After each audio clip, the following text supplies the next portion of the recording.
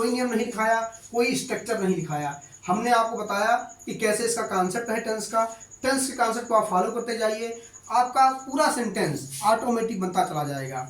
हमने आपको जो वादा किया था कि बिना टेंस के, बिना किसी नियम के अंग्रेजी सिखाऊंगा, हमने अभी तक कोई नियम आपको नहीं सिखाया, केवल कॉन्सेप्ट को समझाया है और अंग्रेजी को बनवाना सिखाया है। नमस्कार प्यारे बच्चों, आज आपका जो नया लेक्चर है ये बेस करता है किसी परफेक्ट सेंटेंस को कैसे हम इंग्लिश में कन्वर्ट करते हैं। कल तक मैंने आपको बताया था कि कैसे किसी कंटिन्यू सेंटेंस को, कंटिन्यू मीन्स आप समझ सकते हैं, वहाँ पे 3 प्रकार के मैंने सेंटेंस बताए थे कि अगर कोई सेंटेंस हमारा प्रेजेंट में कंटिन्यू होता है तो उसे हम इंग्लिश में कैसे बोलेंगे, और अगर कोई सेंटेंस हमारा पास्ट में कंटिन्यू होता है या फ्यूचर में होता है तो उसे हम कैसे इंग्लिश में एक्सप्लेन करेंगे। देखिए, मैंने कल आपको जो लेक्चर दिया था काफ़ी इंपॉर्टेंट था, उसको आप बहुत अच्छे से देखिएगा बेटा। उसका लिंक नीचे दिया गया है, आप जाकर के देख सकते हैं। आज मैं आपको सिखाने वाला हूँ कि कैसे कोई परफेक्ट सेंटेंस, आप इसे टेंस भी कह सकते हो। देखो, मैंने आपको भी टेंस नहीं पढ़ाया, मैंने आपको कल तक की क्लास में आपको बताया था कि आपके सेंटेंस में सबसे इंपॉर्टेंट चीज़ क्या है, वर्ब। क्या है आपका? वर्ब। तो वर्ब को हमको सबसे जो खास उसमें है कि जो वर्ब हमारा होता है, हमको वर्ब की पहचान केवल करनी है और वर्ब को बोलना है हमको। जैसे मैंने आपको बताया कि कोई काम अगर जारी है तो अगर आप उस वर्ब को आप बोल रहे हो तो आपको ये लगेगा कि ये काम जारी है। इनफैक्ट उस वर्ब से ही ये पता चल जाएगा कि इस वर्ब में कोई काम का करना पाया जा रहा है, या कोई काम जारी है, या कोई काम खत्म है, या हमको कोई डाउट आ रहा है। ठीक है, जैसे कल मैंने 3 सेंटेंस आपको मैंने समझाया, और तीनों सेंटेंस में जो आपके खास थे वर्ब को आप बोलते हो तो आपको क्या लगता है, काम जारी लग रहा है या काम खत्म। अब आपको जो लगता है वही अकॉर्डिंग टू आपको क्या करना है, वर्ब का यूज करना होता है। और देखिए, जो चीज़ें आपको लगेंगी वो गलत नहीं होती हैं। ये मत सोचना कि हमको, मान लीजिए सर हमको कंटिन्यू लग रहा है, तो आपको अगर कंटिन्यू लग रहा है तो हमको भी लगेगा, और तीसरे को भी लगेगा, चौथे को भी लगेगा, और मतलब जो जो लोग उसको बोलेंगे उन सभी को कंटिन्यू ही लगेगा। जैसे अगर मान लीजिए इनफैक्ट मैंने कोई आम का पेड़ देखा, या मैंने मैंगो देखा, आम देखा, तो ऐसा नहीं कि मैंने आम देखा हमको आम दिखाई दे रहा है, किसी को कोई दूसरा फल दिखाई दे रहा है ना। जिस तरीके से बेटा कोई चीज़ हम देखते हैं, हमको जो चीज़ दिखाई देती है सामने वाले को भी, बगल वाले को भी वही चीज़ दिखाई देती है। तो एनालिसिस जो हमारा होता है, फीलिंग्स जो हमारी होती है, हम जो सोचेंगे किसी सामने वाली चीज़ को देख करके वही सामने वाला भी सोचेगा, बगल वाला भी सोचेगा, और सारे लोग वही सोचेंगे। ठीक है, तो ये डाउट बिल्कुल मत क्लियर करना कि सर अगर मान लीजिए हम सोच रहे हैं तो क्या आएगा क्या नहीं आएगा, इससे बिल्कुल आपको क्लियर हटके काम करना है। अब आइए बेटा, आज में जो लेक्चर है सबसे इंपॉर्टेंट चीज़ है। देखिए, आज ये बेटा कापी कलम उठा लीजिए और सीखते हैं हम किसी परफेक्ट सेंटेंस को कैसे इंग्लिश में बोलेंगे, बिना टेंस के, बिना किसी नियम के। तो शुरू करते हैं बेटा, देर नहीं करते हुए, आइए। नाउ, तो परफेक्ट सेंटेंस होता क्या है? वास्तव में परफेक्ट मीन्स जो आप टेंस पढ़े हो वही हमारे होते हैं परफेक्ट। मैं यहाँ लिख देता हूँ परफेक्ट वर्ब। क्या लिख देता हूँ? Perfect verb. अब अगर कोई काम कल वाला ही हमको वही दोबारा अप्लाई करना है। अगर मान लीजिए कोई काम हमारा हा के साथ खत्म है, भाई परफेक्ट की हिंदी खत्म होती है, यहाँ लिख देता हूँ मैं खत्म। ठीक है, या इसी को आप पूर्ण कहते हो, पूर्ण, शुद्ध हिंदी में लिख दिया है ना। तो अगर कोई काम हमारा हा के साथ खत्म हो रहा है, यानी कि कोई काम अगर हम हा के साथ परफेक्ट कर रहे हैं, तो वो हा का मतलब वर्तमान में। अगर कोई काम हमारा हा के साथ परफेक्ट हो रहा है तो वर्तमान में वो परफेक्ट हो रहा है, कोई दिक्कत। तो अगर वर्तमान में परफेक्ट हो रहा है तो मैंने आपको समझा रखा था कि परफेक्ट का जो प्रेजेंट फॉर्म होता है हैज हैव होता है, और पास्ट फॉर्म होता है हैड। तो अगर कोई काम हमारा प्रेजेंट में परफेक्ट है तो हैज हैव लगाएंगे हम। क्या लगाएंगे? क्योंकि हैज हैव क्या होता है, हमारा परफेक्ट वर्ब का प्रेजेंट फॉर्म है, कोई दिक्कत। और हैड हमारा पास्ट फॉर्म है। तो अगर प्रेजेंट फॉर्म है तो अगर कोई एक्शन इनफैक्ट हमारा प्रेजेंट में परफेक्ट होता है तो हम हैज हैव ही लगाएंगे। वास्तव में प्रेजेंट हैज हैव का ये फॉर्म है, यानी कि वर्तमान फॉर्म है ये, कोई दिक्कत। और इसका जो नेचर होता है हैज हैव का, ये परफेक्शन का नेचर होता है, किसी सेंटेंस को परफेक्ट करता है। क्या करता है? परफेक्ट करता है। यानी अगर ये लग जाता है और इसके बाद जो एक्शन है अगर उसको हम पास्ट पार्टिसिपल में लिख देते हैं तो एक्शन को परफेक्ट कर देता है। तो ध्यान रखिएगा, अगर कोई काम हा के साथ खत्म है तो हम हैज हैव लगाएंगे। सिंपल सी, आपको कोई चीज़ ज़्यादा याद नहीं करना है बेटा। अगर कोई काम था के साथ खत्म है तो हैड लगाएंगे, और अगर कोई काम गा के साथ खत्म है तो भैया फिर वही प्रश्न आ गया, सिर्फ फ्यूचर फॉर्म है ये नहीं हमारे पास, अब क्या करेंगे हम? तो फ्यूचर फॉर्म नहीं है, कोई दिक्कत नहीं है हमारे पास। अगर फ्यूचर फॉर्म नहीं है हम बनाएंगे भाई। जो चीज़ें हमारे पास होती हैं उनका यूज करते हैं, जो चीज़ें नहीं होती हैं उनको बना लिया जाता है। अब आइए, तो अब हमारे पास भाई फ्यूचर फॉर्म नहीं है, और हमने जब परफेक्ट वर्ब समझाया था आपको लेक्चर फर्स्ट में, वर्ब वाला लेक्चर जो हमारा था, तो उसमें आपको मैंने बताया था कि फ्यूचर क्रियाएं फ्यूचर फॉर्म होता नहीं, फ्यूचर क्रियाएं हम बनाते हैं।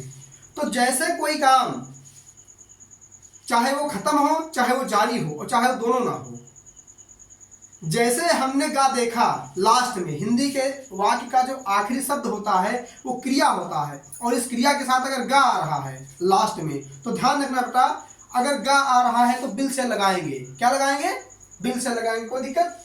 तो आप क्या करिए, पहला काम उठा के बिल से लगा दीजिए कि भैया अभी तो हमको ये नहीं पता है कि काम जारी है काम खत्म, लेकिन हमने गा देखा बिल से लगा दिया। बिल सेल केवल फ्यूचर का प्रतीक है, बिल सेल के लगने से ना काम जारी होता है और ना काम खत्म होता है, कोई दिक्कत। इस चीज का विशेष ध्यान देना था, बिल सेल के लगने से केवल काम फ्यूचर के लिए वैलिड हो जाता है कि ये वर्क जो हमारा है फ्यूचर में है। अब ये फ्यूचर में काम जारी है खत्म है, ये तो निश्चय करेगा आगे वाले पे, क्योंकि ध्यान रखिए मैंने आपको टू बी वाली क्रिया पढ़ाई थी, मैंने आपको बताया था अगर किसी काम को जारी करना है इनफैक्ट तो आपको इजेमार का परिवार लगाना है, यानी कंटिन्यू वर्ब का प्रयोग करना है आपको। और अगर किसी काम को आपको खत्म करना है तो हमको परफेक्ट वर्ब का यूज करना है, और किसी काम को खत्म करने की पावर केवल परफेक्ट वर्ब में है। और परफेक्ट वर्ब की जो फैमिली है, हैज है, हैड है हमारा, ठीक है, हैविंग है, बीन है, और उसका बेस फॉर्म हैव है। और किसी काम को अगर जारी करना है तो इजेमार है, इजेमार की थर्ड फॉर्म बीइंग, इजेमार की आंजी फॉर्म बीइंग, इसका बेस फॉर्म बी, इसका सेकंड फॉर्म वाज वर्ब। तो बिल सेल तो केवल ये प्रतीक दे रहा है कि बिल सेल केवल काम को फ्यूचर में दिखा रहा है कि भैया बिल सेल लगा दिया आपने तो काम फ्यूचर में है। अब अगर काम को आपको जारी भी करना है, क्या करना है, काम को जारी भी करना है, तो हम इजेमार का यूज करेंगे, इजेमार के परिवार को उठाएंगे। और अगर काम को परफेक्ट करना है तो क्या करेंगे, तो परफेक्ट क्रिया हमारी हैज है, हैड है। तो अब हमने आपको कल बताया था कि बिल सेल के बाद, कल का मतलब जो हमारा कंटिन्यू वर्ब मैंने लेक्चर दिया था उसमें मैंने आपको बताया था कि बिल सेल के बाद हमेशा वर्ब की बेस फॉर्म आती है।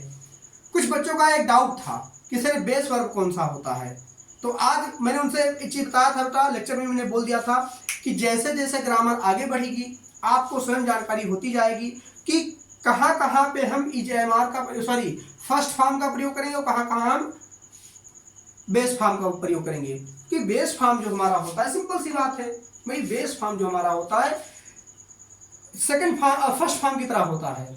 तो कुछ बच्चों का डाउट हुआ था कि सर हम कैसे पहचानेंगे, तो भैया पहचानो, जहां पे बेस फॉर्म आता है वहां फर्स्ट फॉर्म कहीं नहीं आता है। तो यहाँ बिल सेल आपको दिखाई दे रहा है, तो बिल सेल के बाद हमेशा वर्ब की कौन सी फॉर्म आएगी बेटा, बेस फॉर्म आएगी। कौन सी फॉर्म आएगी, बेस फॉर्म।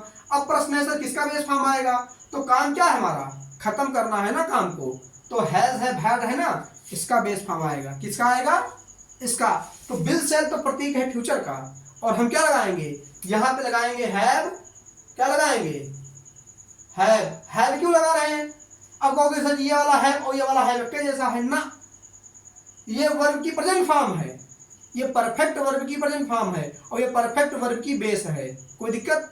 और यहां पर हम क्या लगाएंगे बेटा, हैव। आप हैव के स्थान पे हैज का प्रयोग कर सकते हो, हैज के स्थान पे हैव का प्रयोग कर सकते हो, लेकिन यहां अब मान लीजिए आपका वर्ब सब्जेक्ट हमारा अगर सिंगुलर है तो हम हैज का प्रयोग करेंगे, सब्जेक्ट हमारा प्लूरल है तो हैव का प्रयोग करेंगे। लेकिन भैया यहां पर देखिए ध्यान से, ये ना तो सिंगुलर होगा ना प्लूरल होगा, क्योंकि ये बेस है। अब चाहे सब्जेक्ट हमारा सिंगुलर हो और चाहे प्लूरल हो, कोई फर्क नहीं पड़ने वाला है, बेस के ऊपर कोई फर्क नहीं पड़ेगा, बेस बेसे रहता है, कोई दिक्कत ये नहीं बदलेगा। इसलिए बिल है वो सेल है सब में आता है। अब आप लोग जो पढ़े हो कि future perfect continuous tense, future perfect tense में हम बिल है वो सेल हैव लगाते हैं, ये तो नियम पढ़ा दिया गया, लेकिन जानकारी नहीं हो पाई कि क्यों पढ़ा दिया गया। सवाल अगर हमने किया भी तो सर ने ये बता दिया कि ये नियम है, और लड़के ने वाले हाँ सही कह रहे हैं गुरुजी, नियम है, किताब में लिखा हुआ है। बेटा ये नियम नहीं होता है, ये कॉन्सेप्ट है, ये कॉन्सेप्ट आप समझिए। यहाँ कोई नियम नहीं होता, ओनली कॉन्सेप्ट। कॉन्सेप्ट सीखो, नियम को भूल जाओ, कोई दिक्कत। अब आइए यहाँ पे, तो हमने काम को प्रेजेंट में कंटिन्यू परफेक्ट करना था तो हैज लगाया, पास्ट के लिए हैड लगाया, और फ्यूचर के लिए फ्यूचर और परफेक्ट। फ्यूचर परफेक्ट, फ्यूचर का प्रतीक ये है, परफेक्ट का ये है, तो ये हो गया फ्यूचर परफेक्ट। वास्तव में समझ में आ रहा है ना बेटा, फ्यूचर परफेक्ट कैसे उसका नाम बना, कैसे टेंस का नाम बनता है। टेंस आप जोड़ते जाओ, मैंने टेंस नहीं पढ़ाया हूँ, आप लगा दो, लास्ट ही तो बचा है भाई, हमने क्या लगा दिया, फ्यूचर परफेक्ट। अब टेंस आप जोड़ते रहो उसमें। वास्तव में हैज है क्या है, ये प्रेजेंट फॉर्म है, और किसका प्रेजेंट फॉर्म है? परफेक्ट का, इसीलिए उसका नाम हो गया प्रेजेंट परफेक्ट। कोई दिक्कत? हैड क्या है? ये पास्ट फॉर्म है। किसका पास्ट फॉर्म है? परफेक्ट का, इसीलिए इसका नाम हो गया पास्ट परफेक्ट। अब टेंस आप जोड़ दो। टेंस का मतलब क्या होता है कि एक ऐसा वाक्य जिसपे समय के साथ साथ अवस्थाओं पर भी प्रभाव पड़ता हो, यानी जिसपे सिचुएशन डिपेंड करता है, हमारा सिचुएशंस वो हमारी क्या होती हैं, यानी कि समय तो हो, उसमें टाइम तो दिया हो, लेकिन साथ साथ में स्टेट भी दिया गया हो, तो वो हमारे कौन से टेंस कहलाते हैं? टेंस कहलाता है। अब जिसमें हम स्टेट को हटा देते हैं, केवल टाइम बचता है। क्या बचता है? केवल हमारा केवल क्या बचता है? हमारा टाइम। तो वहां पे क्या होता है? ये वहां पर ये हमारे नॉन फाइनाइट की कैटेगरी में ये पहुंच जाते हैं। किसकी कैटेगरी में पहुंच जाते हैं? ये नॉन फाइनाइट। कोई दिक्कत? समझ में आ रहा है ना? अब उसको बाद में पढ़ाएंगे आपको। अब आइए, अब इसके बाद ध्यान रखना बेटा, कोई काम परफेक्ट तभी होगा जब इन क्रियाओं के साथ, परफेक्ट वर्ब के साथ मेन वर्ब का, ध्यान रखना बेटा, थर्ड फॉर्म आएगा। क्या आएगा? Third form. अब वास्तव में थर्ड फॉर्म तो मैं इसलिए लिखा दे रहा हूं क्योंकि 90% टीचर और 90% बच्चे जो हमारे हैं उन्होंने थर्ड फॉर्म पर रखा है। लेकिन ध्यान रखिएगा बेटा, हमारे बच्चे जो हैं, जो हमारे पढ़ाई द्वारा है, वो परफेक्ट पढ़ेंगे। इसको पढ़ेंगे पास्ट पार्टिसिपल। क्या पढ़ेंगे? Past participle. क्या होता है? पास्ट। यानी कि ध्यान रखना बेटा, ये तभी परफेक्ट माने जाते हैं। कोई दिक्कत? तो ये आपको समझ आ गया बेटा कैसे इसका कॉन्सेप्ट परफेक्ट वर्ब का होता है। अब आइए, इसी को हम कहते हैं, अगर जिस सेंटेंस में हम हैज के साथ वर्ब की थर्ड फॉर्म लगाते हैं वो हमारा प्रेजेंट परफेक्ट टेंस कहलाता है, और जिस सेंटेंस में हम हैड के साथ वर्ब की थर्ड फॉर्म लगाते हैं उन्हीं सेंटेंसेस को हम पास्ट परफेक्ट टेंस कहते हैं, और जिनमें हम विल हैव और शैल हैव के साथ वर्ब की थर्ड फॉर्म लगाते हैं उसी को बेटा फ्यूचर परफेक्ट टेंस कहते हैं। तो टेंस एक कॉन्सेप्ट था, मैंने आपको समझाया, मैंने कोई नियम नहीं लिखाया, कोई स्ट्रक्चर नहीं लिखाया, हमने आपको बताया कि कैसे इसका कॉन्सेप्ट है टेंस का। टेंस के कॉन्सेप्ट को आप फॉलो करते जाइए, आपका पूरा सेंटेंस ऑटोमेटिक बनता चला जाएगा। कोई दिक्कत? तो इसको आप नोट कर लीजिए। उसके बाद मैं आपको देता हूं एक एग्जाम्पल। आइए एग्जाम्पल सिखाता हूं आपको, एग्जाम्पल से आपको बताता हूं कि कैसे हमको उसको पहचानना है। तो लिखते हैं बेटा, मैं लिख के यहां समझा रहा हूं आपको, बहुत ध्यान से आप समझिएगा बेटा। लिखिए, हमने कहा देश में और समाज में, देश में और समाज में जब मैंने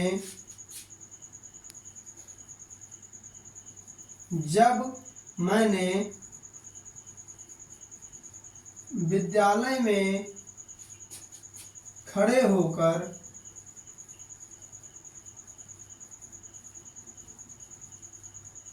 एक नई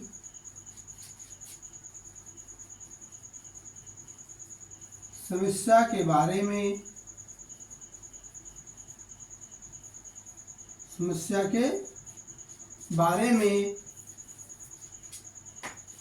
सोचा था, नहीं सोचा है लिख देते हैं ना, सोचा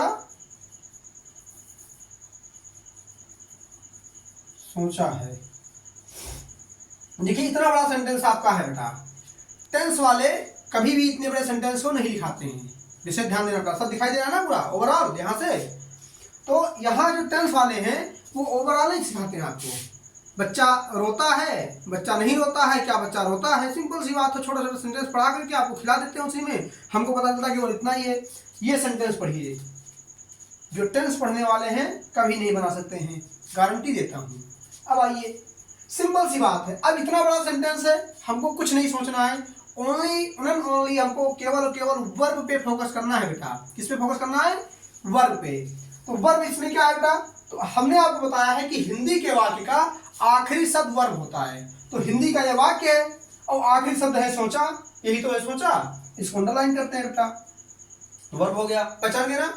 अब हमने आपसे कहा था कि वर्ब के बाद, वर्ब के ठीक पहले चिपक कर, ध्यान समझे बेटा, जो वर्ब है उसके ठीक पहले कौन सी बात लिखी है। अब कौन सी बात में बेटा? मैंने आपको 7 बातें पढ़ाई थी, जो 7 सिद्धांत होते, वास्तव में 7 बातें नहीं, मैं तो नाम दे दिया उनको, उनका वो केवल 7 सिद्धांत थे, 7 principle of the English language.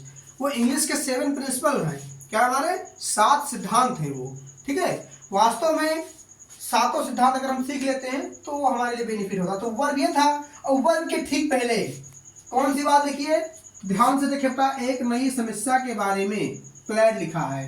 क्या लिखा है, क्लैड। अब ठीक उसके पहले दूसरी बात लिखी है बेटा, विद्यालय में खड़े होकर। तो हमको दूसरी बात को ध्यान ही नहीं देना है, केवल और केवल किस पे फोकस करना है, इस पे। भाई अगर इसके पहले क्लैड होता तो हम फोकस करते। अब ये बात थी क्लैड, ये बात है जीरंड फ्रेज, तो दोनों अलग अलग बातें हो गई। और हमने आपसे क्या कहा था, वर्ब के ठीक पहले कोई एक बात। अब वो अगर एक संख्या में ज्यादा है तो ज्यादा लिखेंगे, कम है तो कम लिखेंगे। तो यहाँ क्लैड संख्या में क्या था, एक ही क्लैड है, कोई दिक्कत। कुछ लोग कहेंगे सर ये भी तो क्लैड है, लेकिन भैया ये क्लैड है, लेकिन ये जीरंड का फ्रेज के रूप में आ रहा है, कोई दिक्कत। ये जीरंड के फ्रेज के रूप में आ रहा है, ना कि वो अकेला आ रहा है। और यहाँ पे ये किसी का फ्रेज नहीं है, ये स्वतंत्र है, आजाद है, ये अपने आप में एक बात है, कोई दिक्कत। तो ये बेटा ये इसको यहाँ हम रफ कर देते हैं। अब हमने आपसे कहा था तीसरी बात कि वर्ब के सब्जेक्ट को ढूंढ लो, तो सोचने का काम कौन किया, मैंने, कोई दिक्कत। ये हमारा हो गया सब्जेक्ट। अब इसको एक बार पढ़ते हैं। देश में और समाज में जब मैंने विद्यालय में खड़े होकर एक नई समस्या के बारे में सोचा है, ठीक है, कोई दिक्कत। वैसे था अगर हम बोलते हैं तो ज्यादा हमारे लिए परफेक्ट होता है। अब प्रश्न है सर, कुछ बच्चे यहाँ सोच रहे होंगे कि अगर हम ये लिखते सोचा था तो ज्यादा परफेक्ट हो जाएगा। हाँ बेटा परफेक्ट हो जाएगा, क्योंकि यहाँ पे क्यों परफेक्ट हो जाएगा वो आपको आगे बताऊंगा। आगे का मतलब ये समझ लीजिए कि जहाँ जिस सेंटेंस में बेटा जीरंड फ्रेज लग जाता है वो वास्तव में परफेक्ट का ही रूप होता है।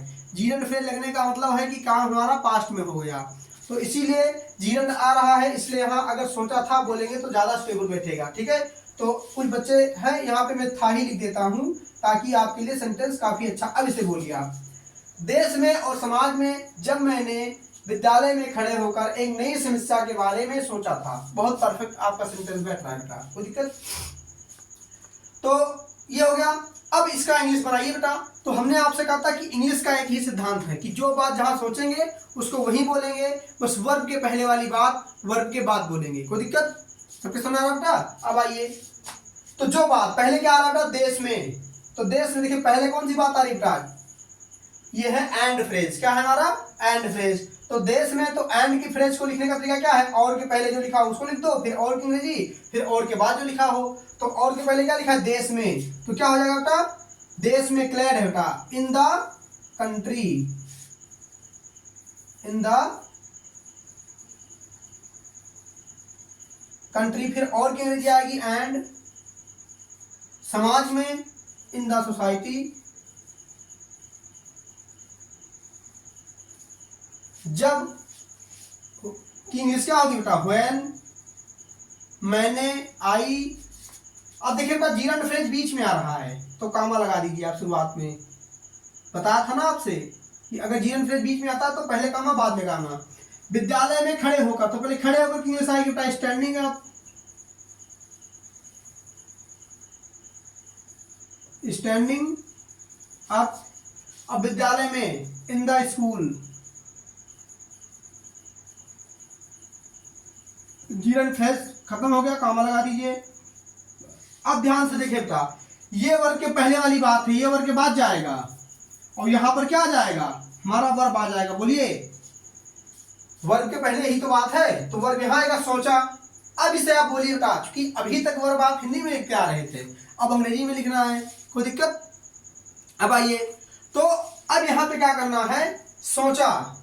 अब प्रश्न है सर कौन सा टेंस है, टेंस वंस भूल जाइए। अब आप सोचा को मन में बोलिए, क्या लग रहा है, काम जारी लग रहा है, काम खत्म। हमने कहा सोचा, क्या लग रहा है आपको, काम जारी लग रहा है, काम खत्म। मेरी बात समझो ना, जो आपको लगेगा, कोई ये नहीं है बेटा। सोचा, आप सोचा, क्या लग रहा है, काम जारी लग रहा है, काम खत्म लग रहा है, खत्म लग रहा है ना, परफेक्ट लग रहा है ना, सिंपल सी बात है। अब प्रश्न है अगर खत्म है तो किसके साथ खत्म है, तो था के साथ है कि हा के साथ, तो हमने सर जी था के साथ खत्म है। तो अगर कोई काम था के साथ खत्म है तो क्या लगाएंगे हम, हैड लगाएंगे। क्या लगाएंगे, हैड लगाएंगे। हैड लग गया। अब हैड जैसे लगा तो हैड के बाद थर्ड फॉर्म आएगी, तो थर्ड फॉर्म किसकी आएगी, इसकी आएगी।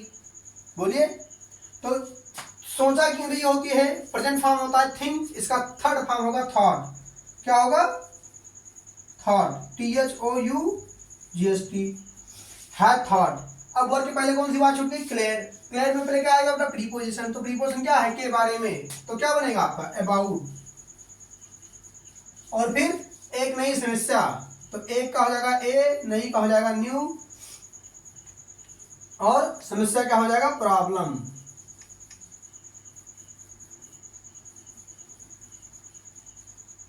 बन गया बेटा। तो हमारा पूरा इंग्लिश क्या बना?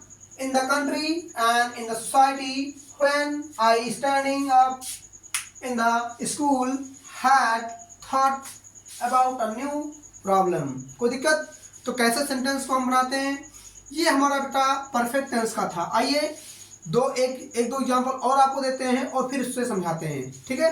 तो पूरा इसको नोट कर लीजिए बेटा। पूरा बाय डिफॉल्ट मैंने आपको समझाया कि कैसे हमारा परफेक्ट वर्ब का कॉन्सेप्ट परफेक्ट टेंस का निर्माण करता है। हमको नियमों को याद नहीं करना है, ठीक है? हमको उसमें कोई परेशानी नहीं झेलनी है। सिंपल सिंपल हमारा ये क्या काम है, आप इसमें सोचते जाइए और बनाते जाइए। कोई दिक्कत? आइए प्यारे बच्चों, तो कुछ एग्जाम्पल से और सीखते हैं हम। चलिए, तो अगला आप लिखे सेंटेंस नंबर दूसरा लिखिए, उस समय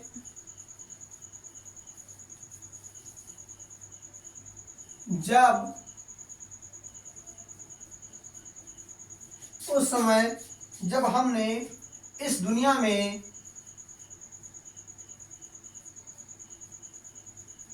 और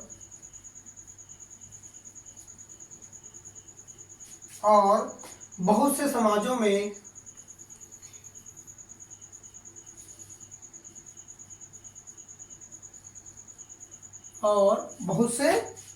समाजों में समस्याओं को हल करने के लिए समस्याओं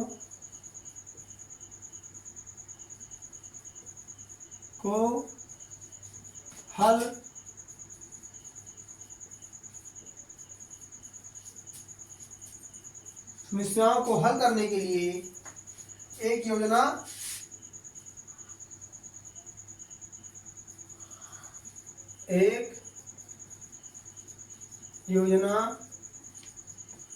बनाया होगा। एक सेंटेंस से हो गया, लगे हाथ दूसरा भी लिख देता हूं बेटा। तीसरा अगला है ना, देखिए, उस देश में राजा की सेना ने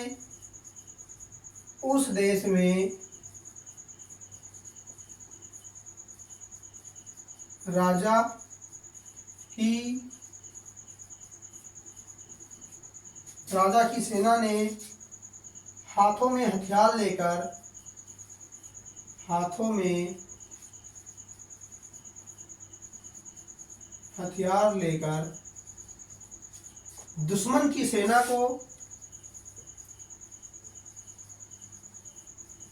दुश्मन की सेना को हराया है।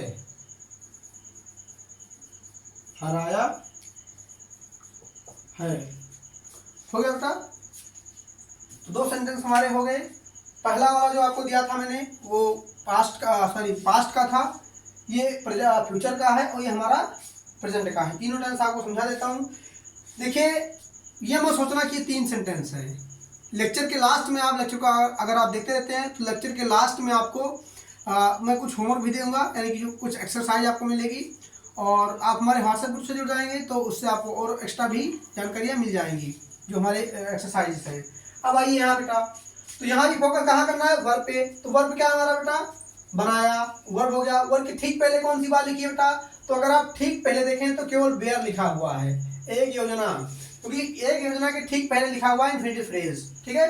अब आइए, तो पहले क्या आ रहा है? उस समय की इंग्लिश हो जाएगी दैट टाइम, जब की इंग्लिश हो जाएगी व्हेन, हमने की हो जाएगी बी। अब आइए बेटा, ध्यान से इसको देखिए, बहुत बड़ा फ्रेज है ये, बहुत बड़ा फ्रेज। हल करने के लिए, ये है इन्फिनिटिव, समस्याओं को, ये हो गया बेयर, ठीक है? ये बेटा बहुत से समाजों में होगा। क्या होगा? बहुत से समाजों में होगा। नोट कर लीजिएगा। तो अब यहां ध्यान रखिए बेटा, ये हमारा जो एंड फ्रेज है, आप ध्यान से देखें तो क्लेड का काम कर रहा है। हमने आपको कहा था कि कैसे एंड फ्रेज क्लेड बन सकता है।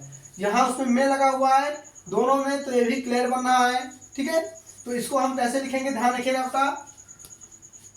बी टू सॉल्व, पहले इन्फिनिटिव आएगा बेटा, तो इन्फिनिटिव हमारा क्या है, हल करने के लिए, तो हल करने का सॉल्व होता है, तो टू सॉल्व। अब पहले बियर समस्याओं को, द प्रॉब्लम्स, क्या होगा, प्रॉब्लम्स।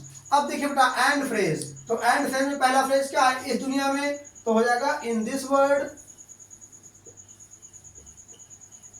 फिर है और की अंग्रेजी आएगी बेटा एंड, और के बाद है बहुत सी समाजों में, बहुत से समाजों में, तो इन मेनी। अब देखिए बेटा समाजों हैं तो सोसाइटीज, सोसाइटीज, मेनी सोसाइटीज हो जाएगा, कोई दिक्कत, सबके समझ आ रहा है बेटा। अब आइए, अब वर्ब आया, अब आया एक योजना, तो एक योजना की इंग्लिश वर्ब के बाद जाएगा, ध्यान रखिएगा, ये वर्ब के बाद जाएगा, वर्ब यहाँ आएगा, तो वर्ब क्या है, बनाया। आप इसे बोलेंगे तो क्या लग रहा है, काम जारी लग रहा है, काम खत्म, काम खत्म लग रहा है बेटा। तो किसके साथ खत्म है, गा के साथ, तो यहाँ क्या लगेगा, विल हैव या शैल हैव, चाहे जो लगा दो आप, विल हैव हमने लगा दिया, और काम खत्म था, क्या था, काम खत्म, बनाया, बनाने का होता है मेक, तो थर्ड फॉर्म इसकी हो जाएगी मेड। कैसे बेटा ये थर्ड फॉर्म आ रहा है, सबके समझ आ रहा है बेटा। काम खत्म था किसके साथ, गा के साथ, तो हमने विल हैव लगाया, कौन सा काम खत्म था, बनाने का, उसका थर्ड फॉर्म लगाया, तो ये हो गया विल हैव मेड। अब क्या कौन सी बात छूट गई, वेयर, एक योजना छूट गया, तो यहाँ क्या लिख देंगे बेटा, ए प्लान, बन गया बेटा। अब आइए इसका एग्जांपल, ये इतना बड़ा सेंटेंस है, कोई दिक्कत नहीं, वर्ब पे फोकस करो, वर्ब क्या है, हराया। ठीक है, वर्ब के पहले कौन सी बात है बेटा, दुश्मन की सेना, ऑफ फ्रेज है, क्या हमारा बेटा, ऑफ फ्रेज है हमारा, क्या है ये, ऑफ फ्रेज है, कोई दिक्कत। अब बनाइए, तो पहला क्या आ रहा है, उस देश में, तो उस देश की इंग्लिश क्या हो जाएगी बेटा, इन दैट कंट्री। अब राजा की सेना, ऑफ फ्रेज है, ध्यान रखिएगा बेटा, ये ऑफ फ्रेज उल्टा चलेगा, तो राजा आप चाहो तो किंग्स आर्मी भी कह सकते हो बेटा, किंग्स आर्मी। हमने आपको बताया था अगर हिंदी में ऑफ का फ्रेज या इंग्लिश में जानदार है तो एपोस्ट्रोफी एस लग जाता है, तो यहाँ राजा की सेना की इंग्लिश आ जाएगा बेटा, किंग्स आर्मी। अब यहाँ देखिए बेटा जीएन फ्रेज बीच में आ रहा है, क्या आ रहा है बीच में, तो इधर काम लगा देंगे हम शुरुआत में, हाथों में हथियार लेकर, तो पहले लेकर किंग्स आई बेटा, तो लेना का होता है टेक, और क्या हो जाएगा, टेकिंग, क्या हो जाएगा, टेकिंग। अब पहले आएगा बेयर, हथियार, the weapons, the weapons, WEAPONS, weapons, और हाथों में in the hands, in the hands, और यहाँ कामा बंद कर दीजिए। अब ये देखिए ध्यान से, दुश्मन की सेना, वर्ब के बाद जाएगा, वर्ब यहाँ आएगा। अब हराया, आप हराया को बोलोगे तो क्या लगेगा, काम जारी या काम खत्म, काम खत्म लग रहा है, किसके साथ है, हा के साथ। हमने आपको बताया था कि अगर कोई काम हा के साथ खत्म है तो क्या लगाएंगे, हैज है। अब प्रश्न है सर हैज लगाएंगे कि हैव लगाएंगे, तो आइए सब्जेक्ट क्या है इसका, तो ध्यान रखिए बेटा हराने का काम कौन कर रहा है, राजा की सेना। अब प्रश्न है सर सेना के अनुसार आएगा कि राजा के अनुसार आएगा, तो इंग्लिश में आइए बेटा किंग्स, क्या लग रहा है, राजा एक है कि ज्यादा है, एक है ना, तो यहाँ राजा की सेना है, राजा एक है, तो यहाँ हो जाएगा हैज, और हराने का होता है डिफीटेड, डिफीट है ना, तो डिफीट का थर्ड फॉर्म डिफीटेड। अब दुश्मन की सेना, आप फ्रेज, तो पहले सेना की इंग्लिश आएगी बेटा। अब आप यहाँ इनमीज भी कह सकते हो बेटा, क्योंकि इनमी जो दुश्मन हमारे होते हैं वो भी जानदार होते हैं, तो यहाँ दोनों ले सकते हो, आर्मी ऑफ इनमी या इनमीज, इनमीज आर्मी। आप चाहो तो यहाँ आर्मी ऑफ किंग लिख सकते हो, और यहाँ पे आर्मी ऑफ इनमी लिख सकते हो, लेकिन चूंकि ये इनमी भी जानदार है और किंग भी जानदार है, तो यहाँ हमने किंग्स आर्मी लिख दिया, यहाँ हमने इनमीज आर्मी लिख दिया, और लास्ट में लगा था फुल स्टॉप, हमने लगा दिया, सॉरी पूर्णविराम, हमने लगाया फुल स्टॉप, क्या लगा दिया, फुल स्टॉप। तो सारा सेंटेंस बेटा आप एक बार नोट कर लीजिए, कोई दिक्कत।